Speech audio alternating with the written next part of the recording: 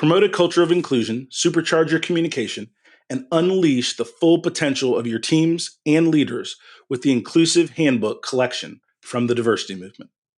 As part of the collection, I wrote the Inclusive Leadership Handbook with Kurt Merriweather to empower leaders with tools needed to cultivate a culture that fosters creativity, innovation, and employee engagement. Through strategies, exercises, and self-reflection, leaders at all levels can enhance their effectiveness. Learn more at thediversitymovement.com/store. Use code HOL at checkout for 25% of your first order.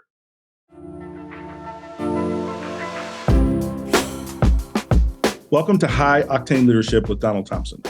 This season, we're diving deeper with more solo episodes, where I'll share the experiences that have led to recognition by EY, Forbes, Fast Company, and others. Not as a boast, but as milestones on my entrepreneurial path. From growing multi-million-dollar firms to successful business exits and building high-performance teams with a global perspective.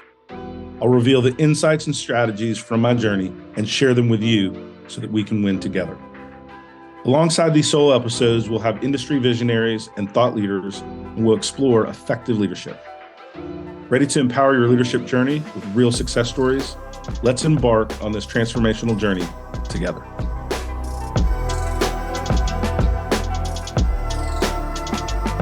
One of the things that we are seeing in today's business environment is chaos on tap, right? Whether it's tariff, whether it's political upheaval, whether it's global geopolitics. But one of the things we like to do is keep that ray of sunshine on business leaders, entrepreneurs that are making it happen. And today we have as our guest, Guy Costin. Guy, welcome to the show. Thanks. Thanks for having me. One of the things that we like to do, Guy, is hear a little bit about you as an individual. Tell us about family, education, anything that would allow our users, our audience to connect with you as an individual. And then we'll kind of slide into how you grew your organization, how you came up with your business concept, and all those good things. So I just want to give you some space to introduce yourself to our audience, and then we'll go from there. Cool. So, well, again, thanks for having me. I'm really thrilled to be on. My name is Guy Costin. Grew up in Philadelphia, and I've lived here most of my life. And today I have 3 kids, a 24-year-old boy out of college, a 23-year-old daughter out of college, and a 22-year-old boy in college. So 3 kids. The 2 boys played lacrosse at Penn State. My daughter was a squash player at Franklin and Marshall. I went to the University of Virginia. I was a golfer. And so I'll keep this very short, but to give you a sense, we started Dakota in 2006. So we're all together over Christmas. The kids and I were there. Dad, what between 1989 and 2006, give us your career. So I said, guys, I was like, you don't want to follow my career. I was hopping around and everything. They're like, well, walk me through, how many jobs did you have? I said, I think I had eight W-2s between 89 and 06. And so they go, well, count them. So I went through it and they go, that's 11. So then they don't trust you. And they go, how about one more time, go through the list. Okay. And these are really good companies. And I was 12 to 18 months. And these are really good companies, legit jobs, the whole 9 yards. 14. I got to 4 through 2005 until we started Dakota in 06.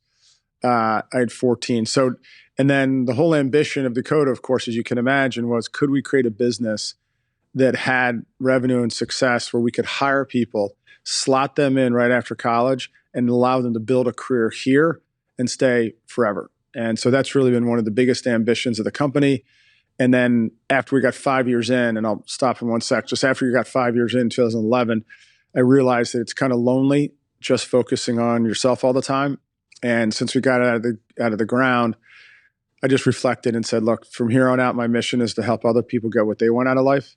And so it's truly been the mandate since 2011 for the company. It's been a complete blast to build the business.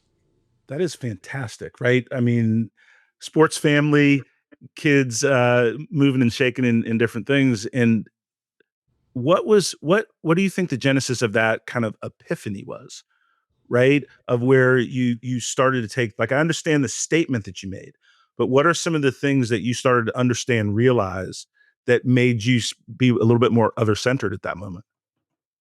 It just got exhausting. It's just a very empty feeling, just if you're always but when you do a startup, I mean, it has to be all about you and getting it off the ground. And then you realize that life's all about service to others. I was talking to somebody yesterday and they asked me the same question or a similar question. And I said that, if I didn't have the ability to get up in the morning and be creative to help serve our customers and our teammates, then life would be so empty. And that's really the greatest gratification, is serving others, helping, giving people career opportunities, supplying information to people in their careers to help them do their job better, whatever it might be. Just being of service is the greatest feeling in the world. Nothing can replace it. And I don't want to, it can't be all about you all the time. You know what I mean? Yeah, I think, one of the things for me, as I've built and sold a handful of companies over the years, you do get to the point where, right, like, do you need another car? Do you need a different house? Do you need this different watch?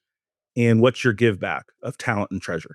And it seems that you built that into how you build your business, which is really, really powerful. One of the questions that jumps out at me when you talk about young people and getting them into a career and then somewhere they can grow and prosper, I've seen a lot in companies and boards that I sit on where young folks are not necessarily professionally ready, and that the educational system is not complete. I don't want to degrade it. It Yeah. doesn't bridge that gap. What are some of the things that you're doing, learning, systems you've put in place, right, to help those young professionals accelerate career-wise at a good clip? We've had tremendous success with the young cohorts that we've brought in, especially over the past 6 years. And what I believe people need is they need extreme structure, but then with a high level of trust in terms of the day-to-day execution. And so we, in our software sales team, there's a 7:45 check-in 5 days a week. We go through our calendar, so we know what's going on. We go through good news the day before, which includes 2 numbers that matter most: first-time demos and re-engaged demos. And then the inside sales team goes through the 5 cities they're scheduling meetings for. And that happens every day. And then we have a 5:00 check-in, lasts about 2 minutes.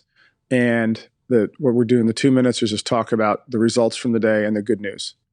And so there's extreme accountability, but then freedom during the day to execute. But everyone has to be accountable. And it just, like, the millennials, the Gen Zs get really, really bad raps. And I just think in an organization, you have to provide structure, transparency, expectations. I think core principles are probably the most underrated business strategy and concept of anything I've ever seen. And what I mean by that is you're asking the question of how do you keep people sort of focused on the things that matter most. It all comes down to your core principles. Are they stated? Are they written down? You talk about them all the time. Because once people know what the standards are, they're going to do one of 2 things. They're either going to follow the standards or they're going to leave. I appreciate that. Let me put some connective tissue of what's resonating with me and probably many of my audience. I'm the son of a college football coach. My dad was a college coach for many years, coached at Pitt, coached at UNC, coached at Illinois, all the things. And I was a scholarship athlete in football. And so how do you get 18 to 22-year-old kids to perform at a high level in front of 100,000 people, in front of 50,000 people? And back to what you described is extreme structure and extreme accountability. And I think that you can do that in a fun environment, not always command and control, but the structure becomes the control. And so I appreciate what you described, because I've been guilty, right, of falling into that bias, right, of Gen Z and millennials. And what that does, and I'll give you the mic back and hear your thoughts on it, it shirks the leadership responsibility, right, to build a game plan that everyone can be successful. That is so spot on. The fun factor is the biggest thing, right? You have to have fun at work, and you have fun because you've created a structure and everyone knows what the standards are and they know what their role is. But then you give them the trust and the freedom to execute. And we've never had it. We have an 82-person team. We've never had a T&E policy. We've never had a vacation policy. Just take the time that you need, be an adult. We have a flex. You can come in the office. You don't have to come in the office. I'm not mandating anything. Almost everybody comes in the office that's works downtown because we invested and created a spectacular office. Just is really cool. As you can tell, there's brick and soaring ceilings and big open kitchen and then I'm writing a third book called Be Kind. And the question is, can you, just like a football coach, can you have a ridiculously hard charging culture, but do it with kindness? And that's what I've set out to accomplish. And so far we've been able to prove that it actually can work. You're not always perfect, but that's the goal. And so, yeah, so I really couldn't agree more with what you just said. One of the things I'd love to, because I'm an avid reader, I call myself and live, I'm a competitive learner. Tell me a little bit about the books you've written previously, and as well as the one that you're writing now, because I'd love to grab those. Yeah, and I'll send you a signed copy. This is the Dakota Way. It's our 4 sales principles. And as you can imagine, it's a short book, 65 pages. I'm not here to sell books. It's really to spread the word. And the reason I did it is because we have such high turnover in our particular industry of fundraising for investment firms. And the reason being is people don't follow the sort of the process, if you will, of setting proper expectations and then going about the execution. And so it's really, to what I believe, we just have to stop the craziness of every 18 months. And so the first book was about millennials, called Millennials Are Not Aliens. And listen, let me stop you here. Like you're buttoned up as you should be in the business that you're in, right? But man, I'd love to grab a drink with you sometime, because like that's good stuff, right? The fun factor that comes out in the title, but continue. But I just, that's good stuff. Yeah, and if I told you one of our number one for our software business, our number one marketing activities is we host about 30 networking events in cities all across the country. 6 in New York a year, San Francisco, LA, every single big metro and some smaller metros. And the brand for that is Dakota Cocktails. So again, emphasizing the fun factor, and it's free. And we pick the hottest spot in any city. We have an amazing events team that does that. Just bringing people together, bringing our prospects and customers and allocators so they can all network. And we only invite the like-minded people kind of from the job title. So it's not like, random people. And so to say that we love having fun, but it's also in software, there's a big theory of, hey, you at least should see your customers face-to-face once a year. I mean, we blow that out of the water because we send about 5 to 7 people to each event. And it's just a super ROI. That is awesome. And, I want to bring on interesting folks for my audience and team and folks that listen. But again, I love to learn, right? My latest company was just acquired about a year ago by Workplace Options, and we're in the employee assistance programming, the well-being space, right?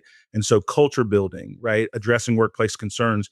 That's what we do for over 100 million lives that we have under coverage, right? Oh in my terms gosh. of a company over 20 countries. But one of the things from a business execution, right, and a go-to-market strategy is we're just starting to dip our toe into a full-blown event strategy. And you just confirmed, right, the way to think about it, right? How do you put the fun, the like-minded folks, right, but really get in front of people that can move the needle for your business? So I just want to say thank you for that, because I'm going to play this for my CEO, right, and get some more budget, right, to do this.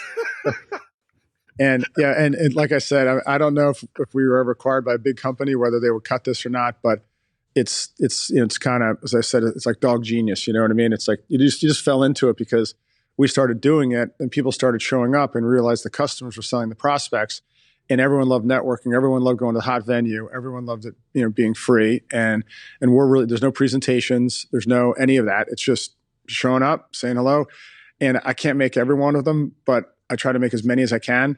And I shake everyone's hand. I thank everybody, go around the room. So it's just a great opportunity to get in front of people. And we have a really young, cool, attractive cohort. You know what I mean? And, as I said to everyone, just people generally don't, if you throw out your hand to shake someone's hand, that generally don't pull back. Okay? So just say hello to everybody. That is 100% right. And I think that in the age of discord, right, we forget that most of us are like-minded, right? We all want similar things, right? We want to grow a career. We want to save some money for retirement. We want to have a good time while we're doing it. We want to be a great example for our kids, right? Like that is like a foundation of what most people want in life. Now, there's different degrees, different work ethic, all the things. Question for you. You have built a phenomenal business. Talk to our audience a little bit about what you do a little bit more specifically in the investment space, the software architecture, not architecture, the software that you all sell and build, so they can understand a little more about not just the culture you built, but the commercial products that you all are helping dominate the market with. Sure. So we have the main business we started in '06, and we work for about 6 different investment firms, and we're their sales and marketing team. And what that means is we raise capital for their investment funds. So almost everybody that's listening has a 401k. Unless it's an index fund, those 401ks are managed by an investment firm. And we work for the investment firm to raise capital for their funds. And over the course of time from '06 until today, we created a really killer database of investors, institutional investors in the US and now globally. And we took that a database and we turned it into a commercial product. So a database that someone could subscribe to, log into, and go do their own cold outreach to all the different institutional investors around the US and the world. And today we have about 1,250 investment firms and about 7,000 fundraisers who use our data every day as basically a curated CRM to make sales calls. Curated CRM to make sales calls. We're all chasing I'm a business development leader by trade, by definition, by DNA, right? I have a lot of different titles. I'm in the organizational change business. I run a marketing firm, but at the end of the day, I sell stuff, right? Like, and that is what has allowed me to be able to build a lot of different types of businesses. Let's talk about advice to that emerging entrepreneur. What are some of the things that if they got a chance to be at one of your events and have 5 minutes with you, right? And ask some smart questions. What would be the things that you would tell them as they're starting an entrepreneurial journey? Get paid. So provide a service that someone pays you for. So the idea of being an inventor, Thomas Edison, Steve Jobs, all that, even Steve Jobs just improved upon what already existed. Most ideas are improvements upon what already existed, right? If you look at all the big companies today, there's improvements upon what existed before. And a great entrepreneur gets paid for providing a service. And then what you end up doing, and then you evolve from there and you get better your service. And then you start to look at adjacent markets. You might add different services. And then what ends up happening like us, which I didn't really realize or didn't have any grand plan, is you then turn the service into a product, right? So and then you basically create a software product out of the service. So the idea of spending a lot of money and not getting paid, that's like venture. I just think is a lot of good stories about it, but there's a lot of dead bodies along the way. And if you want to be sustainable, figure out what you can do really well, get paid for it. And then by doing that, you're in the game now. And that's the key. If you're getting paid, you're in the game. And what I always said, it's like walking down, I think of Boston, right? And if you're in the game, you never know what's around that corner ahead of you, right? But if you're not on the street and in the game, you'll never get to see what's around the corner. But by being in the game and serving and getting paid for a service you're providing, things just pop up, things happen, ideas come, and then that's how you grow. So I really hearken to people to not like take that big entrepreneurial risk where you're writing lots of checks and seeing no revenue, because a business needs revenue to live and breathe. And I'm having done a super failed startup in the late 90s, early 2000s is one of my, own W-2s. I learned the lesson the hard way. And I love that. We've just met, our teams talked before this, but, most of the businesses that I've built and exited have followed that model. There is in the venture space, and we won't get into a lot of that. There are some limitations based on networks and bias and different things. I had to sell for my supper in these things. And here's the thing that I love. One, it made me tough. Two, it makes me primed for any of the moments where cash is scarce and people are on the sidelines, right? The most important thing is when I decided to build a product, I already knew what the customer wanted because I talked to them, right? If I've got 25 customers and I say, look, I'm wanting to build this service and productize it. Can you be a part of my beta group? Yeah, sure. Can you give me some advice on how we do it? How much would you pay? So I'm getting a paid for market intelligence group for the next thing I want to build. So I'm not building something off of a spec that we whiteboarded that we hope will work. We're building something with 5 to 10 clients that are going to at least beta it, be a reference, be a resource that we then can scale the business. And so I'm a big fan of what you described. And even if you want to go the venture route, the private equity route, everybody wants to see traction these days. Very few deals are getting done now like they used to on a PowerPoint and a dream, right? They want to see that you can acquire a customer for your idea before they start to write the bigger and bigger checks. Yeah, I didn't No, because I'm a sales guy just like you, huge sales guy, and love sales and love calling myself a salesperson. We didn't know that there was a direct correlation between the number of demos you do and product quality. And until about 2 years ago. And I woke up and I looked at the team. I'm like, oh my goodness, we have done 8,000 demos and we listen to feedback and we incorporate feedback quickly. And it dawned on me that because we invested heavily in a front-end sales effort, we were able to get so many demos and get feedback from those demos and then make changes to the product. So your go-to-market strategy and the quality of your product are directly correlated, in my opinion, my experience. Your opinion based on facts and data. Exactly. Listen, man, like I'm into it. I'm into it.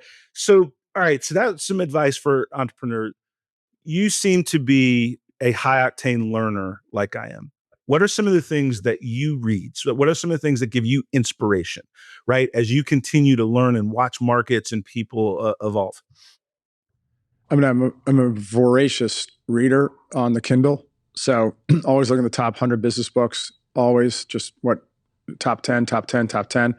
And then I love the podcast. So in my industry, the SaaS business and the investment business, but the investment business, the reason we have our Rainmaker podcast is because I interview industry leaders in terms of distribution of investment products. And we pull out best practices from what they do to be so successful.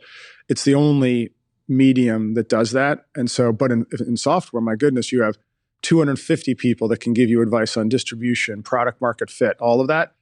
And so we did that, but I'm always listening to SaaStock, all of those people that are building businesses. And I listen all the time. So I work out a lot in the morning. I'm listening to the podcast all the time, sharing that information. I've always been a voracious learner.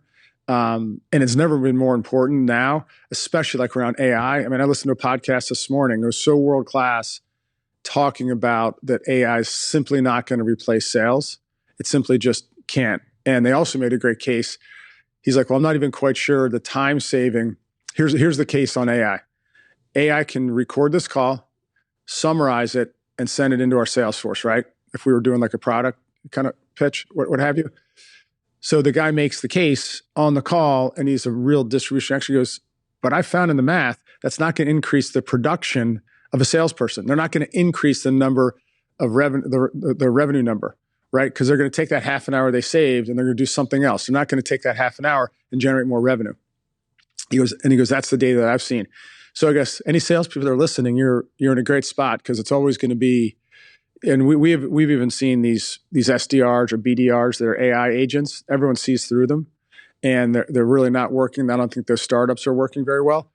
AI is great, and it's great for summarization, PDF, drop it in, summarize calls. I mean, that kind of stuff is amazing, right?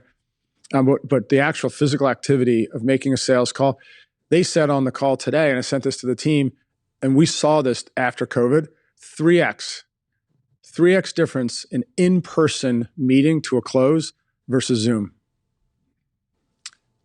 How about that? Yo. And it's music to my ears that people don't want to go see. We get face-to-face a lot. That's our whole sales program, city scheduling. And you get face-to-face, build a relationship. I mean, AI can't do that for you. I mean, sitting behind a Zoom, I got it. It can be more efficient. But you really want to close, deals. You got to build a relationship, see the white of their eyes. That's what we always said, and it's worked really well. I love the data behind the things that you're learning, and that 3x close rate is the type of information that we're all chasing, right? Because we all want to know how to be more effective, and what is effectiveness in business, right? Higher revenue, more profit, right? Beating your competition, right? It's not complicated. Right. The thing about this, I'm here looking at you. You're one of the more dynamic guys I've ever met. I love you, your whole persona, your whole thing. I know if I was face to face with you in a conference room or at a table like this, I'd have 5x, right? Because I'd see you physically, the whole thing. It would just be more engaged. Yep. We'd probably be hugging it out by the end, the end of the meeting. And you can't replace that. As much fun as we're having, like you said, we got to go have a drink and have some laughs face to face. But you can kind of tell it's like, no, these are the kind of people I want to be around. So your dad is a football coach and you're an athlete, right? So for this one role, we generally only hire the BDR role, sending 50 emails a day to book meetings. we only hire Division I lacrosse players. And for one reason. One, I know them. Two, they've been told they suck for 11 years, from 7th grade all the way through, right? The coach doesn't put his arm around you and tell you how much he loves you, okay? Right. Okay. So they're like stoic in terms of this. They're unbelievable teammates. They'll do anything for their teammate. And someone asked me this question yesterday, and it dawned on me that something I hadn't considered in 6 years, which blows me away, probably a lot more than that.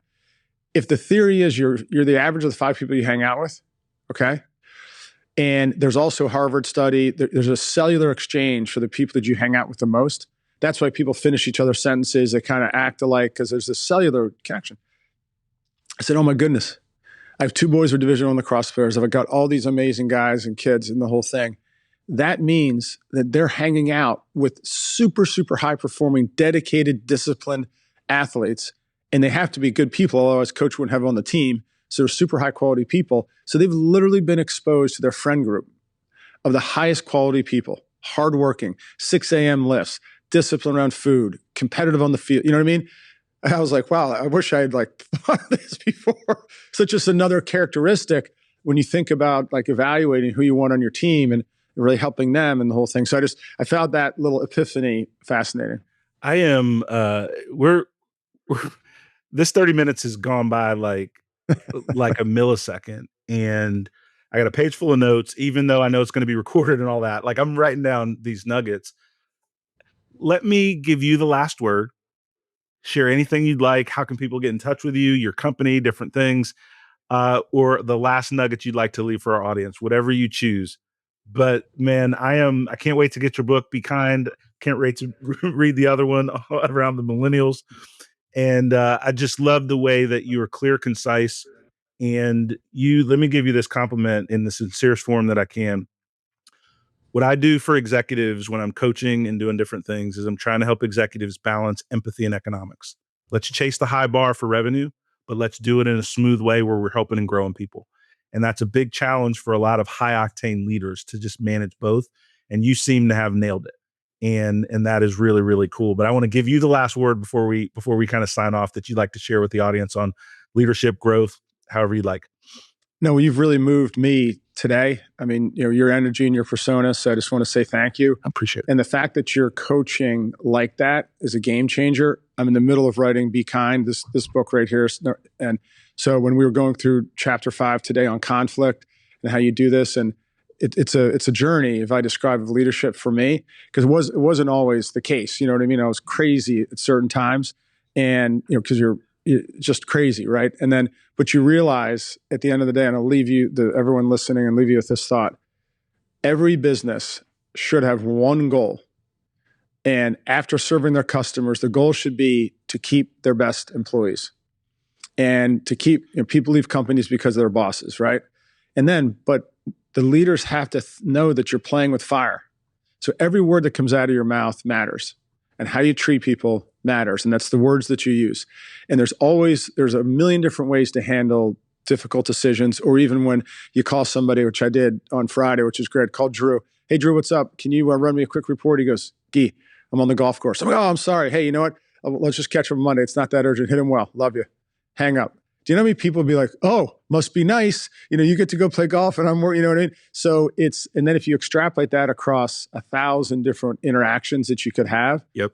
The goal, so I want to treat everyone like gold. And I wanted to figure out, could we have a super hard charging culture that accomplishes a lot? They're always trying to play at the highest professional level, but do it with kindness. And that's why I'm writing the book. And you're going to laugh at this one. I know, if we want to do a follow-up, I said to our ghostwriter, I said, Gail, we have to do a chapter called Little League.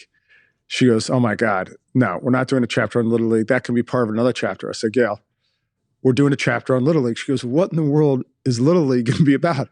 I said, Gail, I'm going to blow the top off of every mom and dad, mostly dads, that are coaching 8-year-olds, okay, and taking all the fun out of the sport, okay, for an 8-year-old who just wants to run around and play the sport and lick a popsicle and have a blast with their friends, okay? It's not the damn Super Bowl and the whole thing, but I've seen it with my guys. It's like Absolutely. The craziness of the behavior. And she goes, well, tell me who we should focus this on. I said, we're going to focus it on the father that doesn't lead a team at his company and is a good worker and working hard, but now he's going to coach the 8-year-olds, and it's his first time, right? And he has this image and the whole thing of how he's going to do it and tough, and we're here to win, I'm going to toughen you guys up and this whole thing. Then you realize, I say this to all these athletes, you know what they say to me? They say, Guy, for the love of the game. That's all we wanted. For the love of the game. My friends have been chased out at 8 years old. The whole thing. So I'm doing a chapter on Little League, and my goal in that chapter is to have it, right, be either copied or sent to those coaches. That's awesome. You've got to read this. That is awesome, man. Listen, I would. You're that guy. I would love to do a follow-up when the book is out. Like I'm going to get it. And I have thoroughly, you can't fake synergy. You can have good conversations, good podcasts, good content, but I just appreciate what you've built. And I'm going to start to follow you in all the different things, because we all need inspiration and role models at every level, right? To keep us in that fight to do what's right while we're chasing the dreams and goals that we have. And so I'm appreciative for your time and effort in what you're doing, but how you're doing it, and that you chose to spend some time with us today. Well, thanks. And you said how to reach out to me. So if anybody wants a signed copy of the book, it's gui@dakota.com is my email address, gui@dakota.com. So we'd love to send you a signed copy of the book. And like I said, thanks so much for having me. This has been, I don't think I'm going to be able to, I think I'm going to float up to the 4th floor. All right, brother. We'll have that be the last word. But I've absolutely enjoyed spending time with you. Same here. All Thanks right, for having me.